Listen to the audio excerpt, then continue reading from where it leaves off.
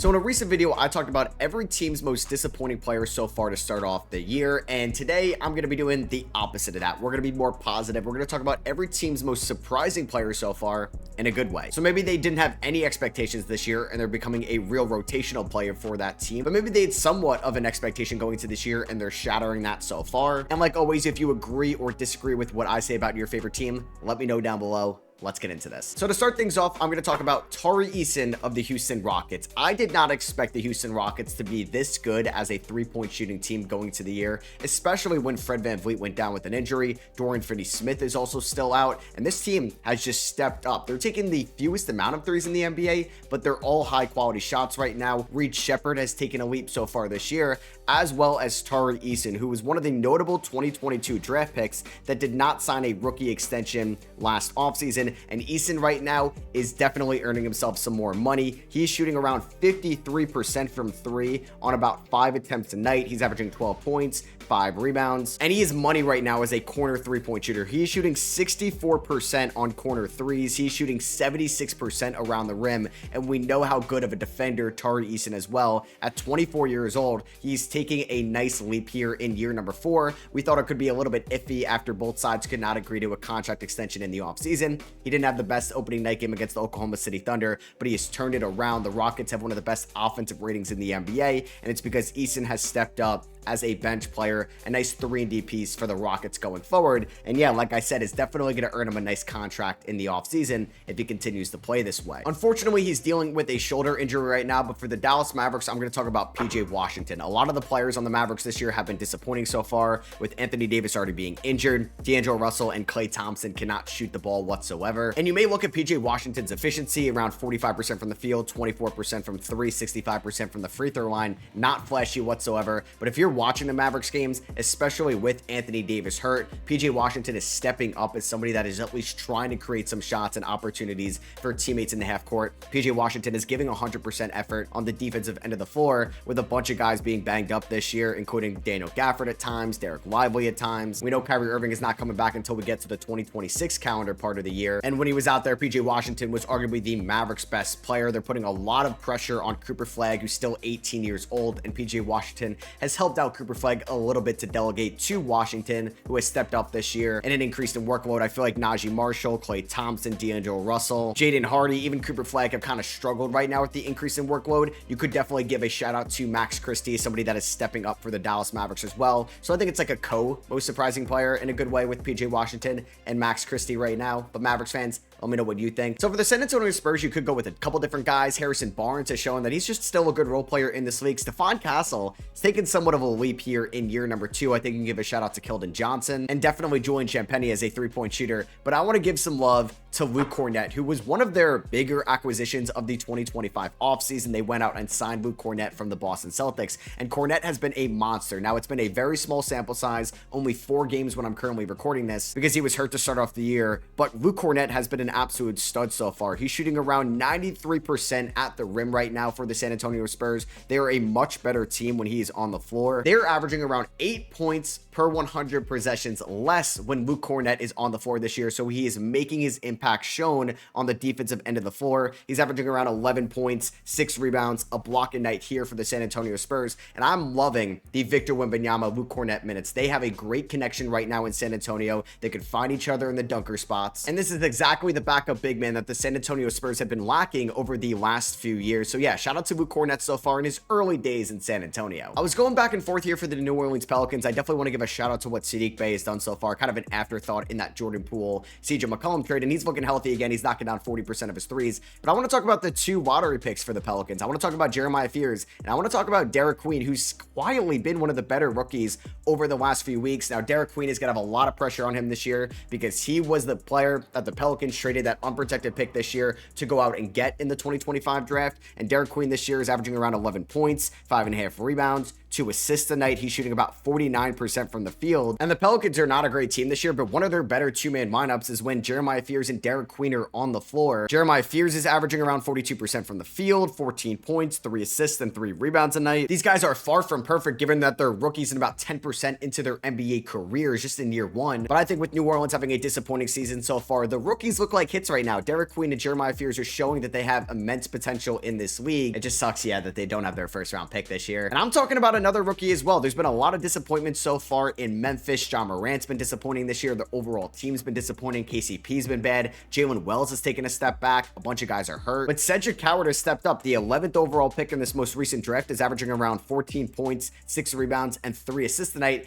And he also can't miss. He's an efficiency god in year number 1. 48% from the field, 37% from 3, and 90% from the free throw line as a rookie is incredible. He's been a great floor spacing option around John Morant in this half-court offense. And he might be in the 6th man of the year conversation because he hasn't started a single game yet this year. And Cedric Coward has also been a positive defensive player for this team as well. So far on the year, Cedric Coward is shooting around 44% on above the break threes. And he's also shooting 70% at the rim as well, which is great for the 6'6" wing in his rookie season. I think the Grizzlies hit a home run with the Cedric Coward pick. Now, we've kind of said this in recent years, right? With like Vince Williams, Gigi Jackson, and Jalen Wells having really good rookie years, but then teetering off a little bit. I think Cedric Coward is different though. He's the only first round pick out of those guys I just mentioned as well. So it was kind of tough to figure out who I wanted to pick for the Cleveland Cavaliers because they've had a weird start so far to the season. I think you can give some love to Sam Merrill. You can give some love to Jalen Tyson and Craig Porter Jr. I want to talk about Naquan Tomlin, who's been an absolute great rotational player for the Cleveland Cavaliers this year. This guy went to Monroe Community College, to Chipola College, to Kansas State, to Memphis. He went to the G League Elite Camp before the NBA draft. Basically, guys that don't get combine invites go to the G League Elite Camp. And then he got called up to the real NBA Combine back in 2024 because of what he could do on both ends of the floor. If you watched their game recently against the Toronto Raptors, he was their best big in that game. Yeah, better than Evan Mobley and better than Jared Allen. So far this year, he's averaging around 8 points, 3.5 rebounds, 57% from the field, and he's currently shooting 82% at the rim. He sets hard screens. He flies all over the place defensively, and I kind of like him as a better backup big man option right now than Larry Nance Jr. in Cleveland. He's also been better than Dean Wade and Thomas Bryant this year as well. I'm expecting Naquan Tomlin to have a big part of a Cavs rotational spot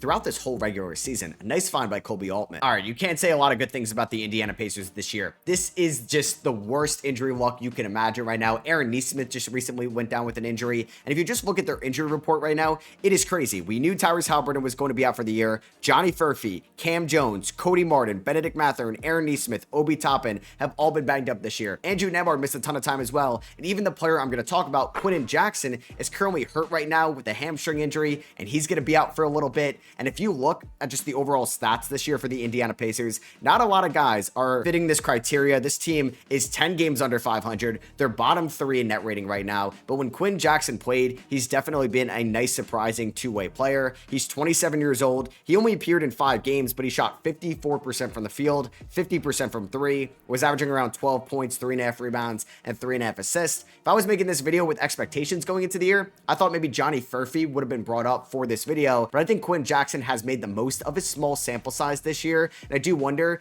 if he's going to look like this when he eventually comes back, as I think there's going to be a roster spot for him. So far, the Indiana Pacers this year have played 20 guys, and we're not even a full month into the season. That number is probably going to get north of 30 at one point. Like, if you remember the 2024 Grizzlies, last year's Pelicans and Sixers, this year, it's the Indiana Pacers with a team with just the worst injury luck. It happens to somebody every year. I really wanted to give some love to Dennis Jenkins of the Detroit Pistons, but I have to talk about what Jalen Duren is doing so far for Detroit, somebody that is looking like a first-time All-Star in year number 4. Like Tari Eason, Jalen Duren did not get a rookie extension from the Detroit Pistons going into the year, betting on himself, and man, is it working out for him. He's probably making more than like $10 million on a year basis so far this year. The Detroit Pistons are the best team in the Eastern Conference right now, and Duren has been their second best player. They're definitely feeling the absence of Jaden Ivey in this rotation, and Jalen Duren has stepped up. He's a great screen setter. He has taken a leap defensively this year. Playing next to Sar Thompson has helped out Jalen Duren so much on that end of the floor. He's averaging around 19 points, 12 rebounds, over 2 stocks a night. He's shooting 64% from the field as well. He's shooting 70% at the rim. He's been one of the best offensive rebounders in the NBA this year as well, and he's doing all this in under 30 minutes a night. Jalen Duren and Cade Cunningham definitely are becoming one of the best young point guard center duos in the NBA right now, maybe the best one. And yeah, we could definitely be on our way to seeing Jalen Duren as a first-time All-Star, but I definitely want to give a shout out to Dennis Jenkins, who's just balling out as a rotational guy for the Pistons this year. Really cool story at a St. John's. So I mentioned how Jalen Duren can be a first-time All-Star this year, as well as Josh Giddey. Gotta talk about Giddey. He's been one of the best storylines storylines so far this year. Unfortunately, suffered an ankle injury when he got his ankles crossed by DeAndre Hunter, but he's still been great this year in about 9 games. He's shooting 46% from the field, 38.5% from 3, the highest of his career on the highest volume as well. He's shooting about 49% on 2s, which is fine for a point guard that's taking double-digit 2s a night. About 75% from the free throw line, getting there around 6 times a night, and his counting numbers are great as well. 21 points, 9 assists, 9.5 rebounds a night. Josh Giddey's got a couple triple doubles this season, and the Bulls have come back down to earth a little bit this year, but if they're going to get an all-star, it's definitely going to be Josh Giddey, who's taking a stride here in year number 5. He looks like a franchise point guard, and the Bulls are paying him about $25 million a year. This is going to look like a great contract over the next few years for the Chicago Bulls. And then one of my favorite storylines this year, the emergence of Ryan Rollins in Milwaukee, the 23-year-old that was released by one of the worst teams in the league in the Washington Wizards a couple years ago because he shoplifted from a Target, has been one of the best storylines so far this year. Rollins is the poster boy of what a most improved player should be, somebody that is emerging as a real rotational guy that didn't really have any expectations going into the year. He's a former 44th overall pick by the Golden State Warriors. Then he was traded to the Washington Wizards in the Jordan Poole Chris Paul trade. Last year, we saw a little bit of Ryan Rollins in the second half of the year when Damian Lillard was banged up. This year, he's averaging 17 points, up from 6 from last year's season. He's averaging around 6 assists, 52% from the field, 46% from 3 on 5 attempts a night, and he's also giving the Bucks really good defense as well. This is the starting point guard in Milwaukee, and I raved about Chicago extending Giddey. Ryan Rollins is making $4 million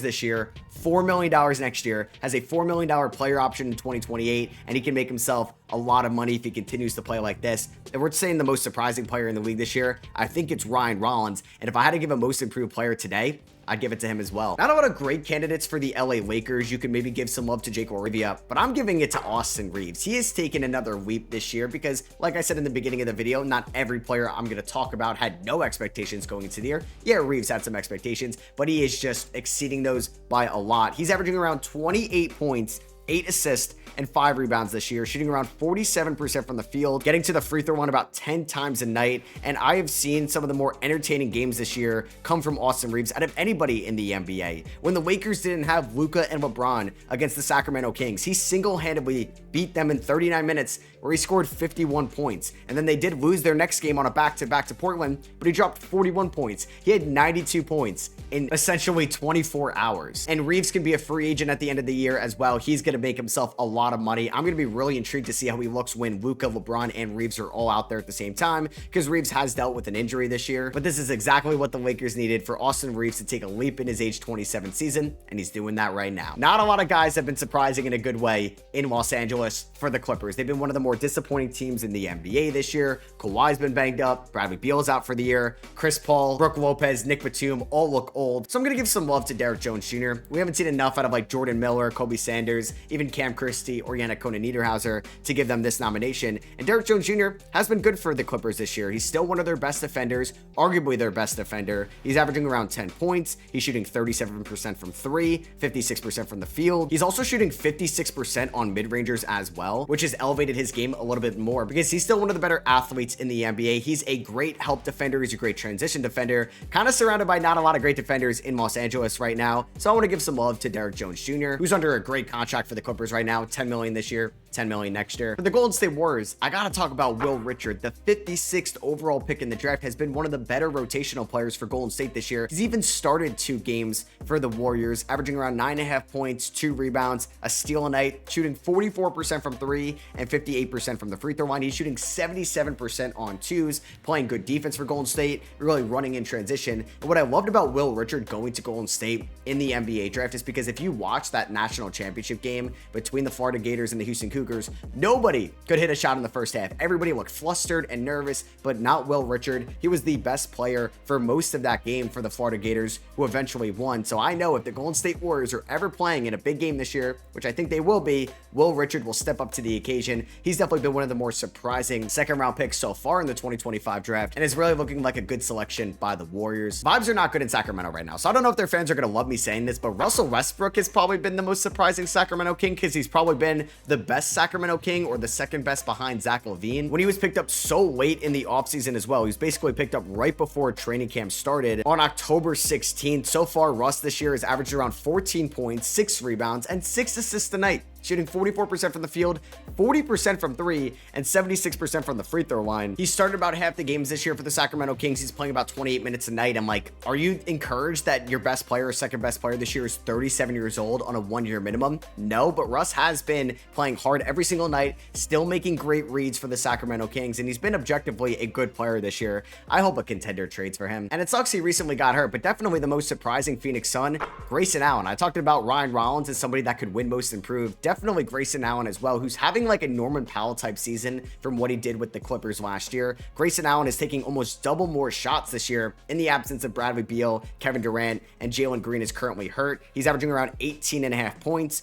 4 assists, and 3 rebounds a night, shooting 44% from 3 on 9 attempts tonight. His shot creation looks better. His confidence looks like what it did back in 2024, where he was objectively the best 3-point shooter in the NBA. He's taken somewhat of a leap at 30 years old. It is unfortunate he did suffer a quad injury against the Indiana Pacers, but you got to be thrilled right now if you're the Phoenix Suns, just because this team does not own their first round pick this year. So they need guys like Grayson Allen to step up, and he's doing so right now. I don't really know if any Knicks have been surprising this year, so I'm going to give some love to Mikal Bridges, because I think Mikal Bridges and OG Anunoby could be all-stars this year. And Mikal Bridges has fit in the Mike Brown offensive scheme seamlessly this year. He's averaging around 15.5 points, 4.5 rebounds, 5 assists a night, which I love for Mikal Bridges. That's a career high for him. Handling the ball a lot more, his career high in touches in New York, and he's also just doing what he does normally. He's playing 34 minutes a night. He's played every single game so far like he normally does, and just shooting 45% from 3 on 5.5 attempts a night is really the leap you'd like to see as a third or fourth option for the New York Knicks this year. Just looks a lot better under Mike Brown than he did last year with Tibbs, just because he's been used a little bit more. Oh boy, who do I talk about here for the Brooklyn Nets? I'm going to give some love to Michael Porter Jr. I haven't given some love to Michael Porter Jr. in a little bit. This year, though, he has actually handled the #1 role in Brooklyn just fine. He's obviously averaging the highest numbers of his career because he's at a career high in field goal attempts per game, around 18 a night. He's shooting 46% from the field,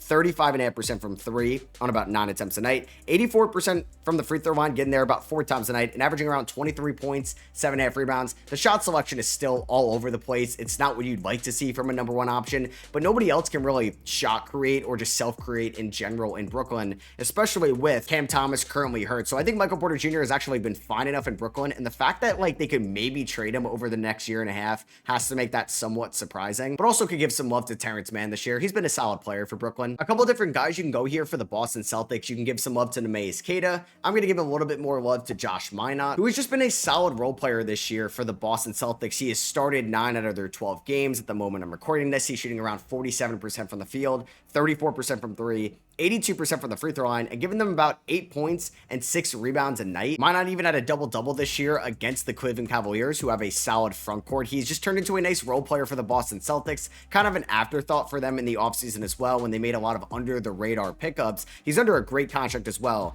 $2.3 million this year and a $2.5 million team option next year. Brad Stevens cooked with this one. So I definitely could give some love to VJ Edgecombe, who has been an unreal rookie so far and had an historic rookie debut this year for Philadelphia. But I'm going to give a little bit more love to Kelly Oubre, who was kind of an afterthought for the Sixers in the offseason, right? They were really trying to dump his salary and basically had to let Gershon Yabusele walk for Kelly Oubre, which in hindsight is looking like a smart decision right now. Kelly Oubre this year has still been far from perfect, but 50% from the field, averaging 18 points, 5.5 rebounds a night, shooting 35 from 3 and 80 from the free throw line, all while Paul George has yet to play, has been a nice replacement there in Philadelphia, who's arguably been their second or third best player this year. He also still gives 100% effort on the defensive end of the floor, just night and day on the defensive end from what he was in Charlotte and Golden State. I think when the Sixers got him for like a veteran minimum a couple years ago, it was kind of like a wake-up call for Kelly Oubre, needing to reinvent himself right now. I think we definitely got to keep an eye on how his numbers look when Paul George comes back and Jared McCain looks confident again. But right now, I think their most surprising player, definitely Kelly Oubre, but also shout out to Trendon Watford, who had a triple-double this year for Philadelphia. For the Toronto Raptors, I'm going to talk about Sandro Mamukelashvili, who's been one of the better bang-for-your-buck pickups in the 2025 offseason. He essentially signed a 1-year veteran minimum contract with the Toronto Raptors, worth $2.4 million this year. He has a $2.8 million player option next year. Has definitely been worth at least like $10 million this year for the Raptors as a backup big. He's averaging around 9 points, but is shooting 46% from 3 this year for the Raptors, and their offense is great when Mamu was on the floor because he can actually space space the floor, unlike Jakob Poeltl at times, which really benefits Toronto, who has some non-shooters, like Scotty Barnes isn't the best three-point shooter, RJ Barrett can be inconsistent, Brandon Ingram is a low-volume three-point guy, so Mamu being able to spread the floor, open up the paint for Barnes and Ingram has really been to Toronto's benefit this season. I'm going to go with Julius Randle for the Minnesota Timberwolves, and we've seen this version of Julius Randle before, stepping up as a number one option in New York, but when Anthony Edwards was hurt, Julius Randle looked like one of the best 15 players in the NBA, and he looked so much better this year than he did in his first year in Minnesota last year. He's averaging 25 points per game, 25 points per game, around what he did for the New York Knicks in 2023 and 2024.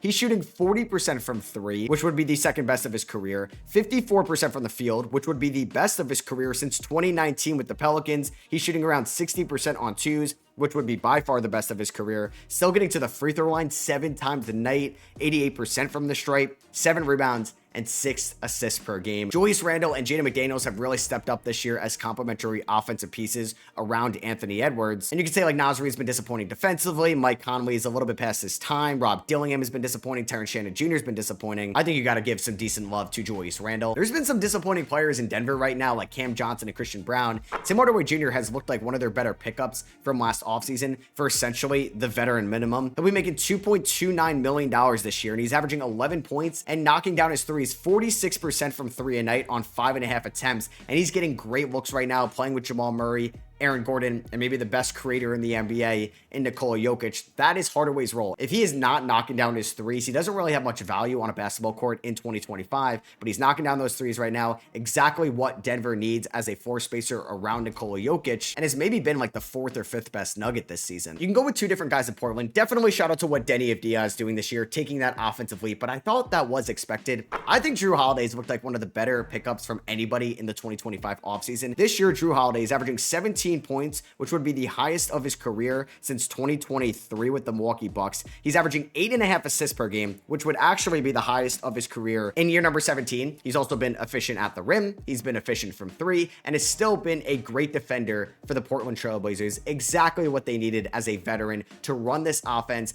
be a creator for Denny, Shaedon Sharpe, and Donovan Clingan, but also be a valuable defender. I wonder where his minutes go when Scoot Henderson comes back, but basically trading away Anthony Simons in 2 seconds for Drew Holiday looks like a huge win for Portland here in the regular season so far. For the Utah Jazz, I'm going to go with Keontae George, who's averaging 21 points, 4 rebounds, and 7 assists this year. Now, I want to be cautious with this one because George's efficiency has not been great. He's shooting 42% from the field, 27% from 3 on 6 attempts a night. He's shooting just 51% on 2s, but he is shooting 92% from the line, taking about 7 free throws a game, so at least he's being productive there. There was some bad shot selection in their loss recently against the Atlanta Hawks, so I just want to keep an eye on Keontae George, who has not really been the most efficient scorer in his career so far. So the one other guy I could talk about, either Svi Mikhailiuk has been a nice rotational player, or Lauri Markkanen, who's averaging basically 30 points per game to start off the year, really turning around his trade value. And then such an easy one out of OKC, AJ Mitchell. Sam Presti, you did it again. AJ Mitchell is averaging 17 points per game. He was the 38th overall pick in a weak draft last year. He played meaningful minutes in the NBA Finals for the Thunder, and he's averaging 17 points, 4 rebounds, 4 assists, shooting 46% from the field, 35% from 3, and 92% from the free throw line. He has been arguably the 2nd or 3rd best offensive player for the Thunder in absence of Jalen Williams. It's been incredible. And you want to know how you beat the second apron? Just draft somebody in a weak draft in the 2nd round and then sign him to a 3-year deal worth around $9 million. He's making $3 million this year, $2.8 million next year, and has a team option of $2.8 million in 2028. It's incredible how good AJ Mitchell has been this year as a driver, attacker, somebody that's able to kick it out and finish around the rim. Like Sam Presti is just better than anybody else at this job. For the Atlanta Hawks, definitely want to give some love to Vic Krejci because he has been an absolute beast this year for the Atlanta Hawks as a shooter. Jalen Johnson has taken the leap we expected him to take last year before the injury. Onyeka Okongwu is my pick though for the Atlanta Hawks. He has turned into the best big man in Atlanta. Yeah, I think he's been better than Kristaps Porzingis this year. He's been more available. 15 points for Onyeka Okongwu, which would be a career high. He's averaging around 2 assists a night and 8 rebounds per game. shooting 40% from three. We saw Okongwu look good from three in the second half last year. For Atlanta, he looks even better this year. If this guy could be this good of a rebounder, scorer inside, and this good of a three-point shooter, Atlanta has their franchise center. Finally, year 6, we are seeing Okongwu break out. I've been saying it every single year. Now there's even reports that they could look to move Kristaps' expiring contract because of how well Okongwu has been playing. But yeah, definitely shout out to Vic Krejci and Jalen Johnson in Atlanta as well. So for the Charlotte Hornets, I want to just talk about their rookie class. Yeah, Colin Sexton has stepped up for this team for sure. He's looking like one of the better under the radar pickups as well in the 2025 offseason. But I got to talk about Sion James, Ryan Kalkbrenner, and Con Knipple.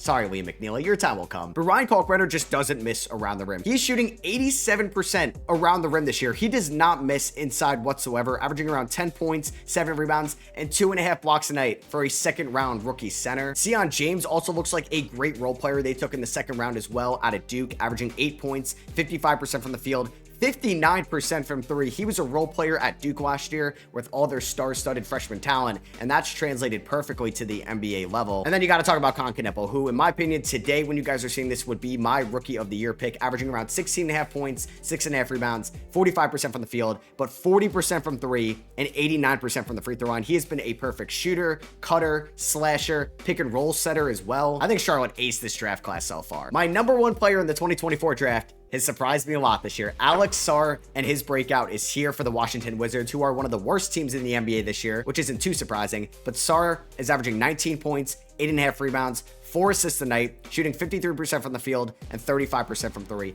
I love Alex Sarr's shot selection this year, even for a bad Wizards team, because he's taking way less threes, which is good. You are 7 foot tall. Shoot the ball around the rim and good things will come. We're seeing that with Wemby and the Spurs this year. Same thing is happening with Alex Sarr in Washington, and he's taking a great year 2 leap and is still, in my opinion, the best young asset on this Wizards team right now. A lot of guys are stepping up on the Miami Heat this year. Pele Larson, Norman Powell, Davion Mitchell, Drew Smith, but I gotta give some love to Jaime Jaquez. I'll admit it, I was out on Jaime Jaquez last year. He was 23 years old last year, and he took steps back in year number 2. But as a 24-year-old, he's taken a step forward. He still can't knock down a 3 whatsoever, but he's shooting 61% on twos, 17 points, 7 rebounds, and 5 assists a night. He has been great in the absence of Bam, Norman Powell, and Tyler Hero at times this year. And it's really nice to see Jaquez find just a nice role here in Miami. And we're going to finish things off with the Orlando Magic. And I'm going to talk about another 2024 draft pick like Alex Sarr. Tristan Da Silva, the 18th overall pick